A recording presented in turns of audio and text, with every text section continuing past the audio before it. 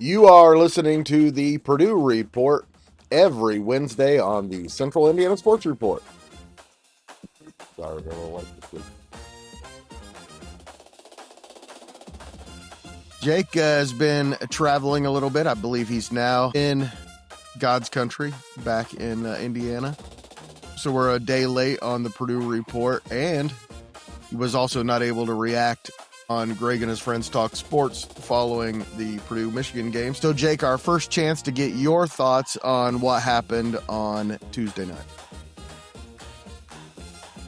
I think Purdue has just got a little bit outclassed. I think Michigan is certainly the better team, and they won. It kind of reminded me a little bit of like the UConn game in the national championship a couple of years ago when Purdue, they didn't necessarily play bad in that game. Just the better team won. I mean, that UConn team had like 4 or 5 NBA guys on it, and I think the talent on this Michigan team may not be quite as good as that, but it's pretty. There's a lot of talent on that Michigan team, and when you're allowing offensive rebounds that turn into threes, there was 4 of those in the first half. Purdue allowed 14 second chance points in the first half, and teams have just been shooting lights out here in Mackey, and that's something that at least historically I don't think has really been.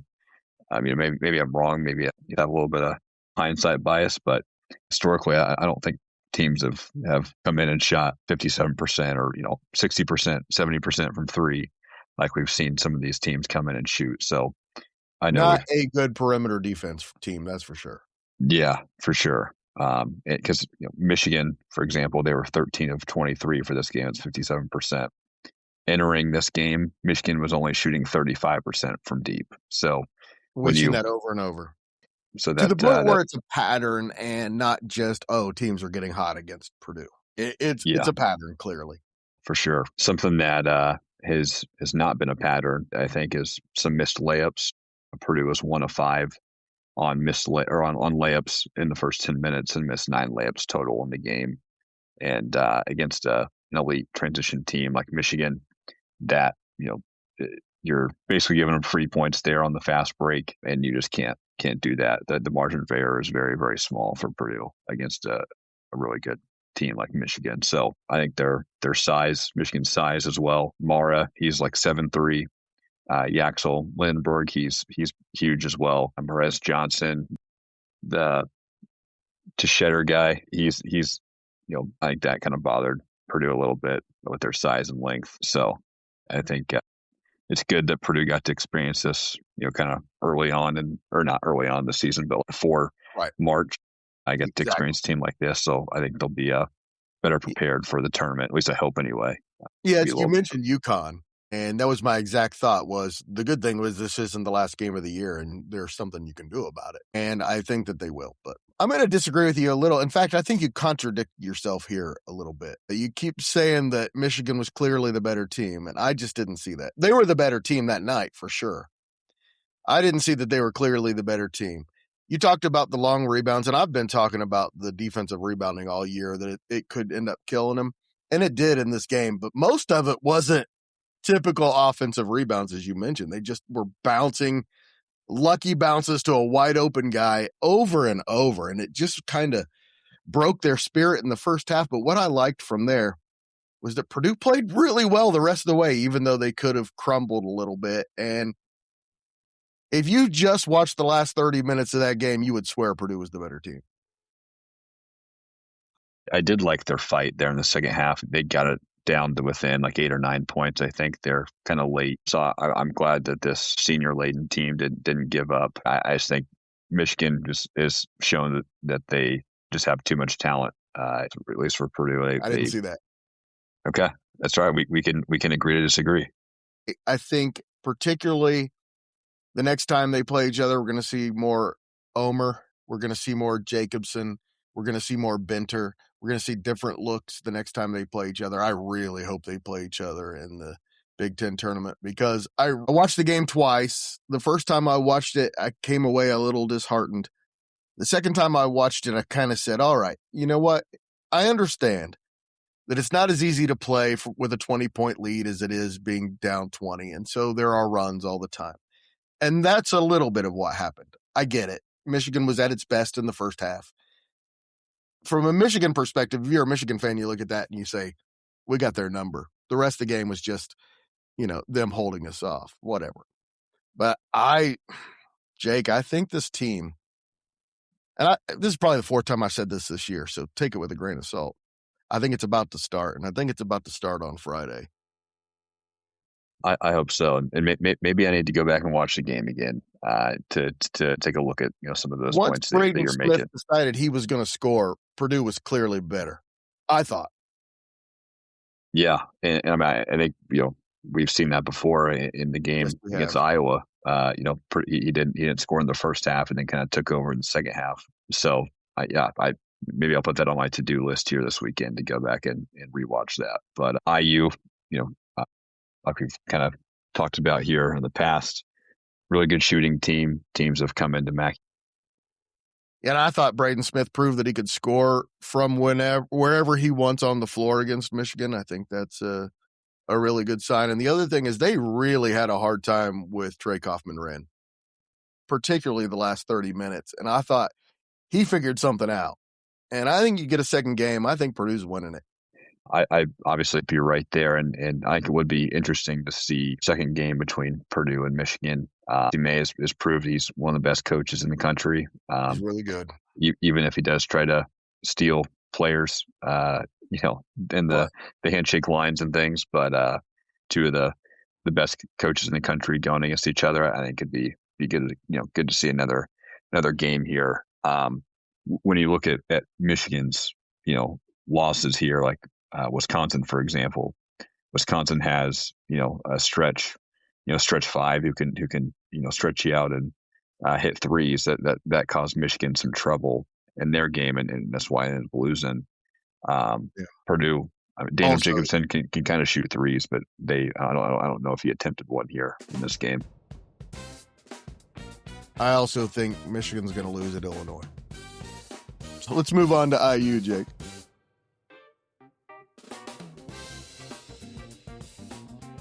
Jake, IU on Friday, your initial thoughts? As we've talked about, Greg, I think going to have to limit IU shooting. I mean, we've seen, we saw in the last matchup that they have proven that they can get hot from behind the arc. So I think seeing teams like Michigan, Iowa State, Illinois, even like Penn State and Washington, if I remember correctly, they kind of shot decently well from the field in Mackey Arena.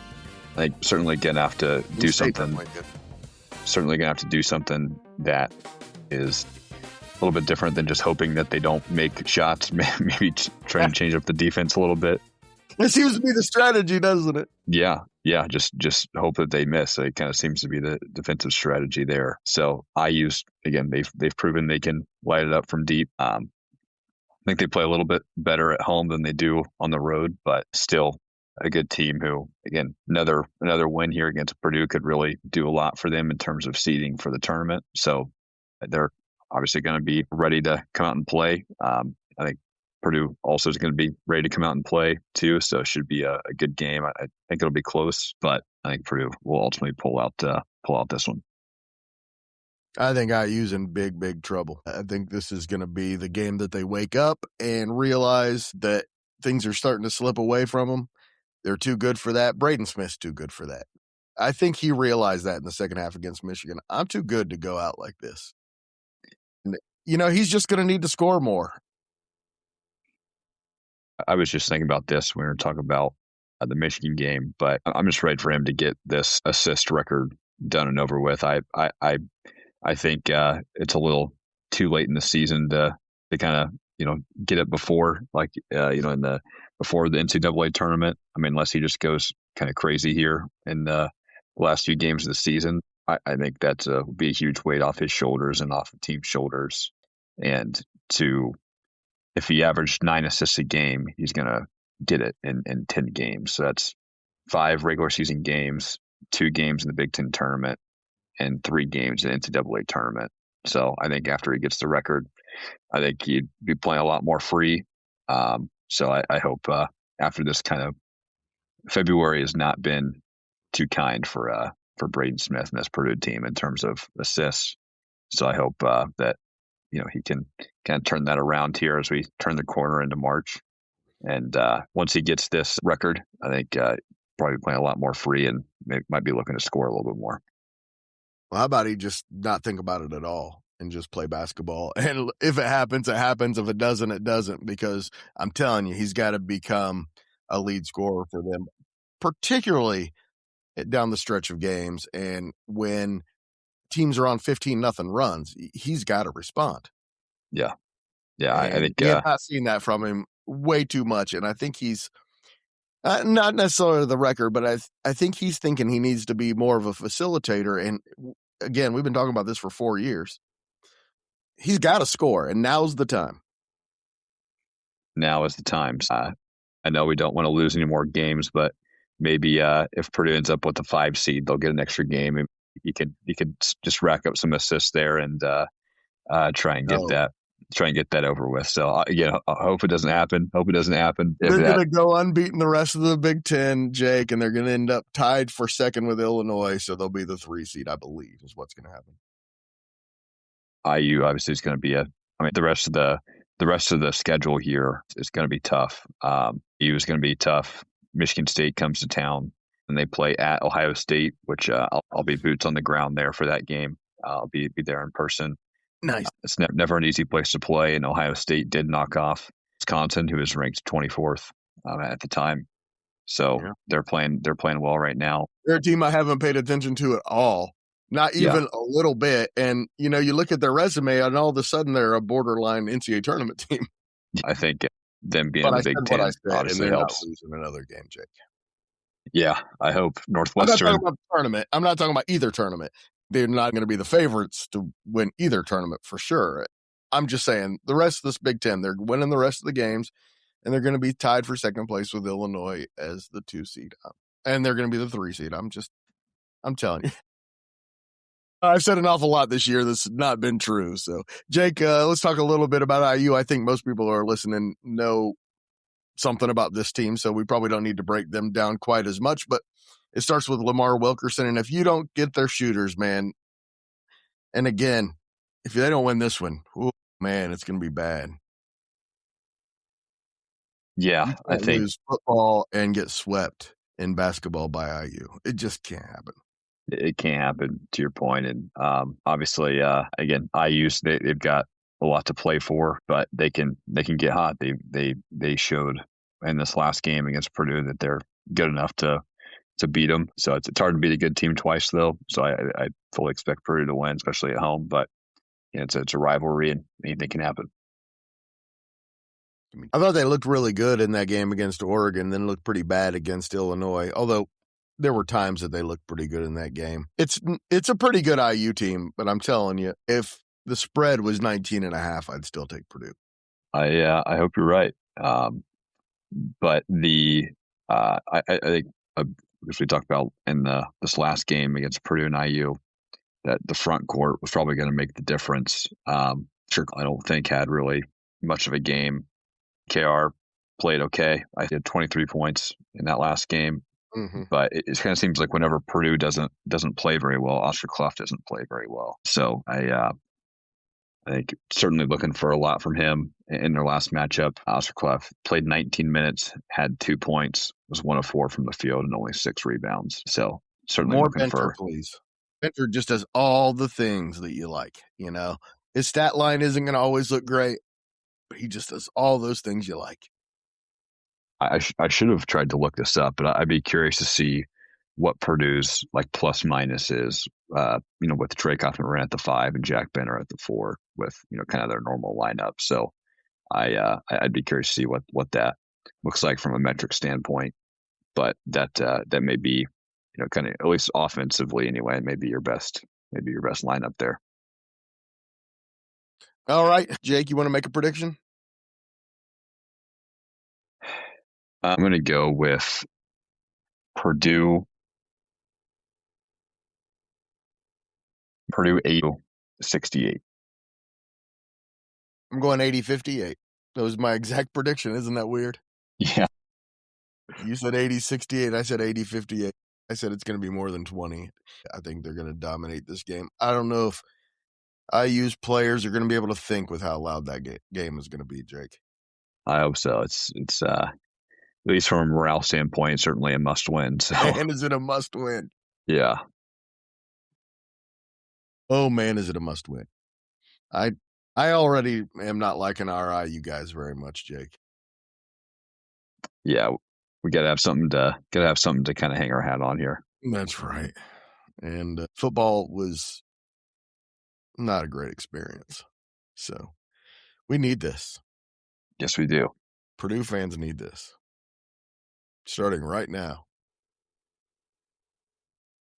Jake, I know you're not going to own my bravado, but thank you so much for spending your time and letting me share my thoughts on what I think's about to happen. Glad that we can have the opportunity here to talk about Purdue basketball. One thing I guess we haven't talked about on the podcast was Caden Pierce. He is somebody who will be in the portal for basketball this upcoming cycle. He is committed to Purdue, so he's the brother of Alec Pierce, current wide receiver for the Indianapolis Colts. Played at Princeton, decided to redshirt this year, graduate, and then transfer. So he'll join the team in the summer. But he's kind of touted as one of the best players in the portal coming up here. So really good get for Matt Painter and staff, and I think he can kind of slide right into TKR's role here next year after he graduates. That's interesting. I've hardly, you texted me that, and I didn't even go back and look. I'm so focused on this year that, and recruiting has become less and less of an issue, but this seems like a big deal. Yeah, a lot of people seem to really, kind of be. Purdue beat out quite a few really good teams like UConn, Duke, Louisville, Yes. and I think Gonzaga was even in there too. So a lot of really good programs, that are in there, and Purdue was able to beat them out. So yeah, it's a great pickup it seems, and hope that he can be, just as effective as TKR next year. As long as everybody sticks around, next year's team should be pretty good, Jake. Probably not a national championship level contending team, but getting back at that level again.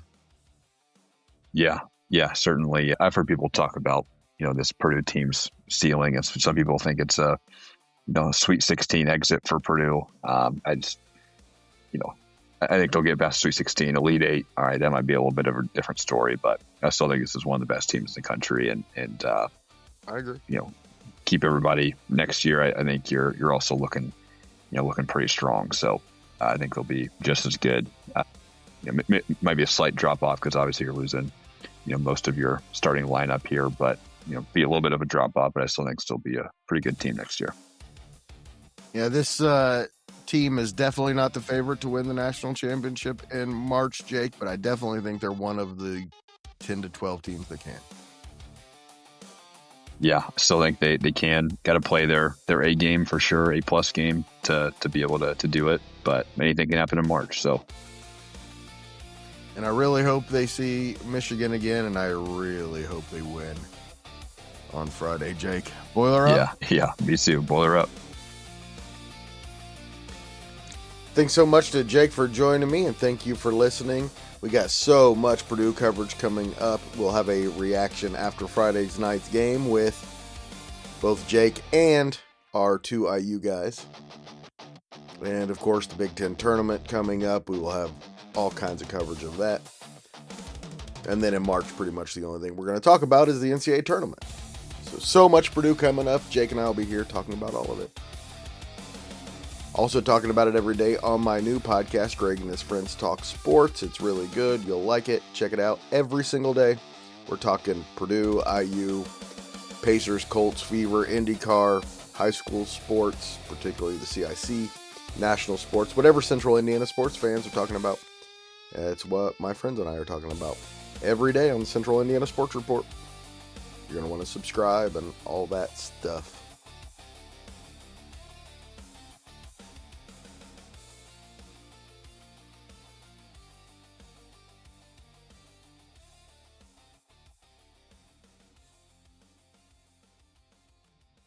Central Indiana Sports Report is a product of ITG Media, and I love Susie.